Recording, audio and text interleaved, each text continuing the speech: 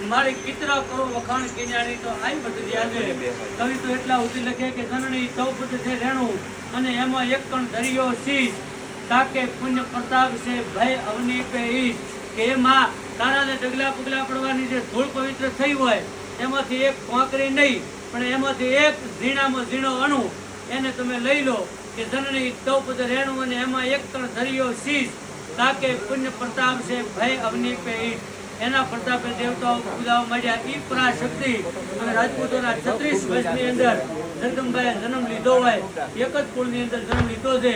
જ્યારે ઉદયણની માથે રાજા વીર વિક્રમ ઉદયણની ગાદી માથે વંશ પરમાર દાતાર કુળ પાટડી પુરાપુરી ધરકે રીત પારા પરમારા શરીકી રહી કર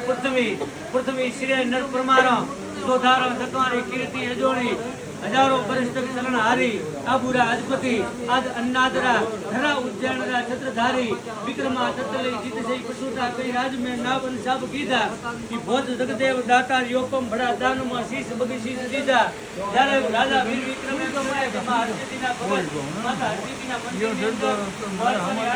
છે આ માથું ઉતારવાનો નિયમ અને 10 સાલ પછી વર્તન 8 હજાર માથું ઉતારે માતાએ માથું નહીં માથું ઉતારે 12 વર્ષ માથા ઉતાર્યા 12 વર્ષ રાજા વિક્રમને પસંદ થયો અને રાજા વિક્રમને માં અજીતીએ કીધું કે તારા કુળની અંદર પરમાર વંશની અંદર હું કુંવાસીના રૂપની અંદર જન્મ લઈશું જ્યારે મારી ઈચ્છા વિરુદ્ધ કાર્ય થયું ત્યારે આ જન્મ થતા બંધ થઈ જાય છે અને માતાજીએ એમ કહેવાય પરમાર કુળની અંદર પહેલો વહેલો ઉજ્જૈન ચંદ્રાવતીના રાજાને ત્યાં માતાજીએ જન્મ લીધો અને માતાજીનું નામ પડ્યું મોકલ શક્તિ વિરાજરાની અંદર મોકલ માતા હરસિદ્ધિનો પહેલો અવતાર બીજો અવતાર માતાજીએ કચ્છની અંદર ભુજ રિયાસતની અંદર ઘણી પરમાર રાજપૂતને જન્મ લીધો માતાજીનું નામ પડ્યું સોહાબ ત્રીજો અવતાર માતાજીએ એ કચ્છની અંદર ભુજની બાજુમાં ઘણી રાજપૂતને જન્મ લીધો પરમારામાં એનું નામ પડ્યું હંસાવતી ચોથો અવતાર માતાજીએ બાડમેરની ધરતીની અંદર બહાર રાવજીએ બાડમેર વહાવ્યું બહાર રાવના સહાર રાવ અને સહાર રાવના 3 સંતાન સોઢોજી શોંખલોજી અને કેસરબાઈ સોઢાજીથી સોઢા પરમાર શોંખલાજીથી શોંખલા પરમાર અને કેસરબાઈ માતા હરસિદ્ધિનો ચોથો અવતાર સતિયાર માતા સોઢા પરમારોમાં કુંવાસીના રૂપની અંદર જન્મ લીધો પાંચમો અવતાર માતાજીએ કોટ કિરાડુ રિયાસતની અંદર અળસી પરમારની ઘરે જન્મ લીધો માતાજીનું નામ પડ્યું લાલચ શક્તિ અને છઠ્ઠો અવતાર માતાજીએ દુધવાની ધરતીની અંદર તિલવાડાની ધરતીમાં જન્મ લીધો દુધવાની અંદર રૂપોદય કરીને માતાજીનું નામ કેવરાણું માતાજીએ છઠ્ઠો અવતાર હરસિદ્ધિએ ધારણ કર્યો અને સાતમો અવતાર માતાજીએ ગઢ ઝાંઝરાની અંદર જેસલમેરને પારકરની બોર્ડર માથે ગઢ ઝાંઝરા વેરીશાલ પરમારને ત્યાં માતાજીએ જન્મ લીધો 3 સંતાન છો વરણ જાગા અને માલણ વરણથી બધા વેણ પરમાર કેવરાણા જાગાથી બધા જાગા પરમાર કેવરાણા અને માલણ માતા હરસિદ્ધિનો સાતમો અવતાર છો એ માલણબાઈ છે પોતે ઉંમર લાયક છે એટલે વેરીશાલથી એમને લગ્ન કરવાનું નક્કી કર્યું આ બાજુ અર્પણ કર્યું ધ્વજ આવી અને સ્વરીની અંદર પોતે દાખલ છે અને માતાજી આકાશમાં ઉડ્યો એ પરમારામાં 7 અવતાર ધારણ કર્યા પર ભગવતી હરસિદ્ધિ અવતાર લીધા નથી એટલે કવિએ કીધું કે બંશ પરમાર દાતાર કુળ પાટડી પૂરાપુરી ધર્મે રીત પારો પરમારો શરીકી રહી કર પૃથ્વી શિરે નર પરમારો જોધારો જકારી કીર્તિ અજોણી હજારો વર્ષ તક ચરણ હારી આબુરા અજપતિ આદ અન્નાદરા ધરા ઉદ્યાનરા છત્રધારી વિક્રમા દત્તલય જીત સહી પ્રસુતા કઈ રાજ મેં નાવ અનસાબ ગીધા ભૌત જગદેવ દાતાર યોપમ ભળા દાનમાં શીશ બગશીશ દીધા સકાનો ઘણો ધનવાદ દીજીએ ધનોદન ચરણતા અમર દોઢા બંશ પરમાર પ્રે શાક 35 में શિરોમણ સુર શમશેર સોઢા તનન ભર શરીખા યખીદળ ચાળીયો જુગો જુગ ખ્યાત જુગ ચાર ભેસી હેમરા પાટ કર પોટિયો હાથમાં કાળું ધરજ કરણરી બાત કેસી ઘાટ ધર દોષ અમરાણગઢ ધેરિયો અમરકોટની માથે રણા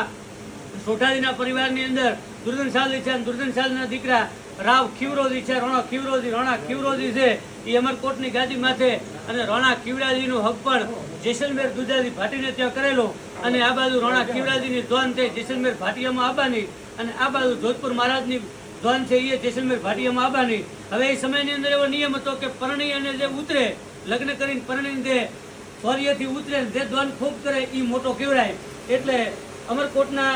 રણા ખીવરાજીએ વિચાર કર્યો રણા ખીવરે કે જોધપુરની ધ્વન આવતી હોય જોધપુર આગળ કોઈ અમરકોટનું કોઈ ચાલે નહીં એ હાલી કે એટલું આપણે હાલી નતો પણ રણો ખીવડો ભગવતીને યાદ કરીને માં હરસિદ્ધિને યાદ કરીને સતિયારને યાદ કરીને પોતે પ્રણવા માટે નીકળ્યા અને ધ્વન છે એમ કહેવાય કે જેસલમેર અમરકોટથી જેસલમેર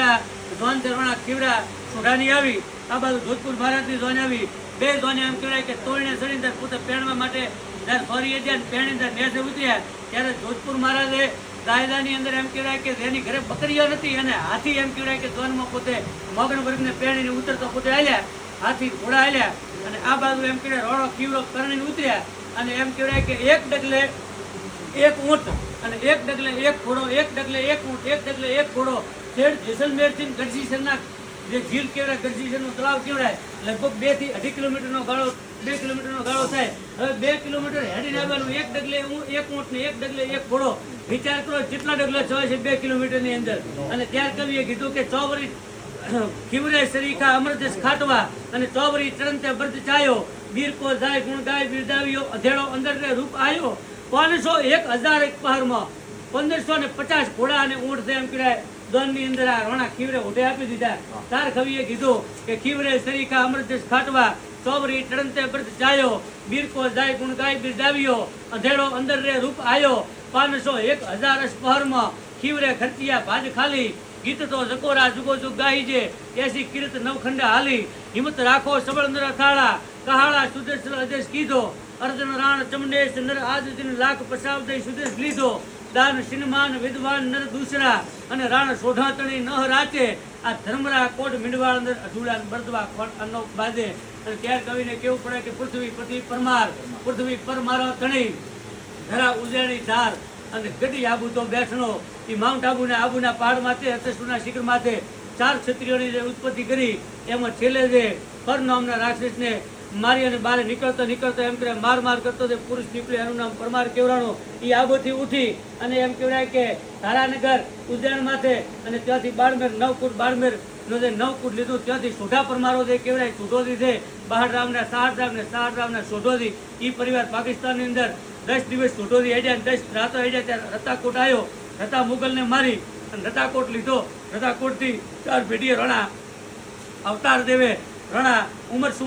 સુમરાને મારી રણા અવતાર દેવે અમરકોટ લીધો અને અમરકોટ માટે સોઢા પરમારોની અણજાણ ફરવા માંડી અને અમરકોટથી એમ કર્યા પારકર વીરાવાવ સાસરો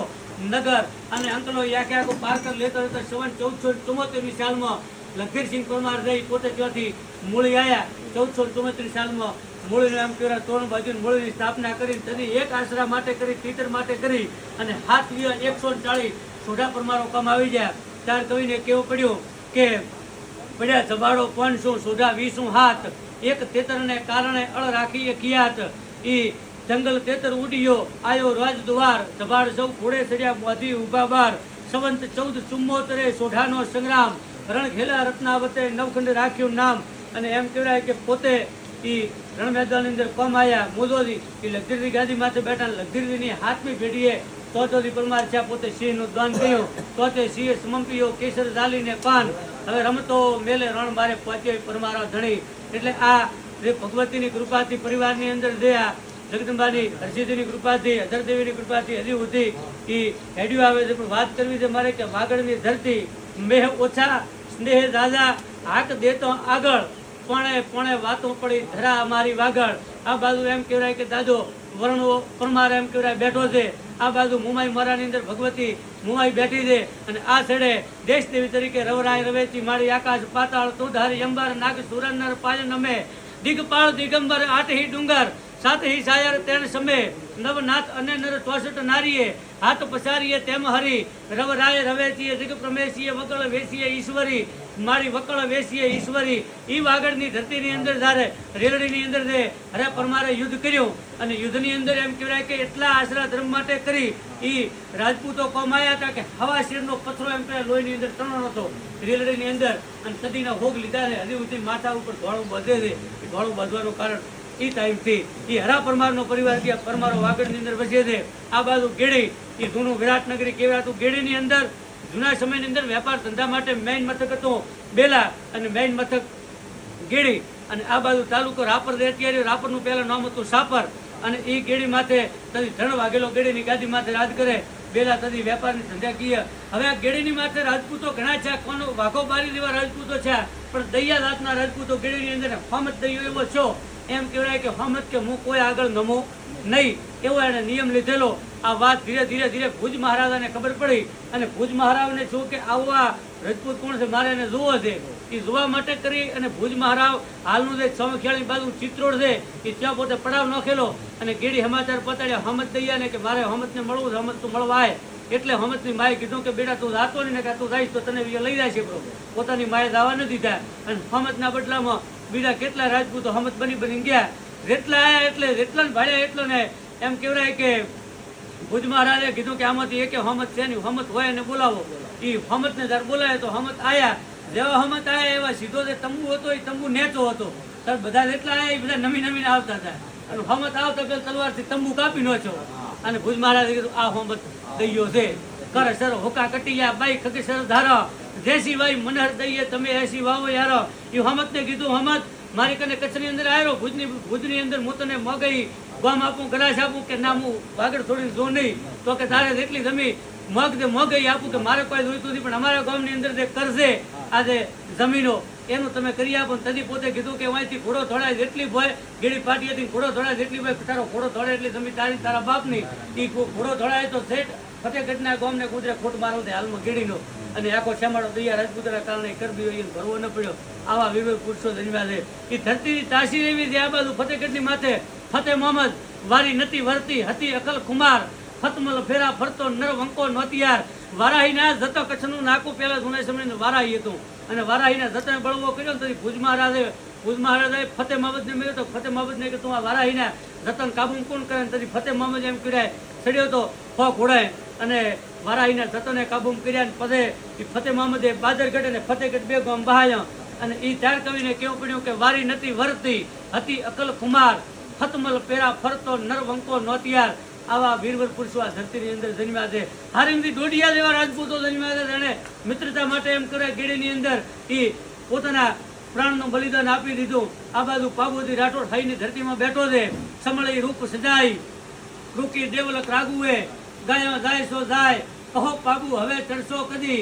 તો કરણ નામ પ્રથમ લી જદકાળ વિવ્યાન શક્તિ મખાયમ વાયા અને દામ નવલયા એમ ભલામણ ધ્યાન રી તુજ ભાયા વીત મારો સરે જકવાય બહારું મેહપતિ વચન દે પીર મોને જિંદ મોગી જકાન દીદી જબાદી ચકાશ કાળવી દિયો તુને કોલુમડ માથે પાબુજી રાઠોડનું રાજ ચાલે અને પાબુજી રાઠોડ એમ કહેવાય કે જ્યારે પોતે દેવલબાઈ ચારણની ઘરે એમ કહેવાય કે કેસર નામની કાળવી ઘોડી અને પોતાના બનેવી જિંદરાય ખીટીએ કીધું કે તમારા ગામમાં ઘોડી છે ને ઘોડી મારે જોઈએ છે હવે જમાઈને જોઈતી એટલે પાબુજી જઈ અને કીધું દેવલબાઈને કે આઈ ઘોડી જોઈએ છે મારા બનેવી તમારી પાસે કેસર નામની વઝેરી થઈને આપી દો કે વીરા ઘોડી દેવાની થતી નથી કે આ મોગોઈ આપું કે ના ઘોડી દેવાની નથી હવે બાબુજી આવીને પોતાના બનેવીને જિંદરાવ ખીચીને કીધું કે ઘોડી તો છે પણ એ હાલવાની ના પાડે છે બીજું હોય તો મારીને લેવરાય હવે ગઢવીની બાઈ એ તો જગદંબાઈ એને આપણે કોઈ તુકારો હલાય નહીં એટલે હવે મારા હાથમાં કોઈ છે નહીં જિંદરાવ ખીચીએ રદો વાળ્યો અને આ બાજુ પાબુજી ધીરે ધીરે થોડોક ટાઈમ છો ને પાબુજીને એમ કહેવાય કે અમરકોટ સુરજમલ સુઢાને ત્યાંથી ભાઈ નાળર આવ્યું ખોલ કુંવરબાનું અને બાબુજીનું હક પણ અમરકોટ કરવામાં આવ્યું આ બાજુ પોતે એમ કહેવાય કે વનોળા ખાયરા ને વનોળાની અંદર આવ્યા દેવલબાઈ ગઢવીની બાઈ હતી દેવલબાઈએ આવ્યા કેસર કાળવી ઘોડી હતી વનોળાની અંદર બાબુજી રાઠોડને આપી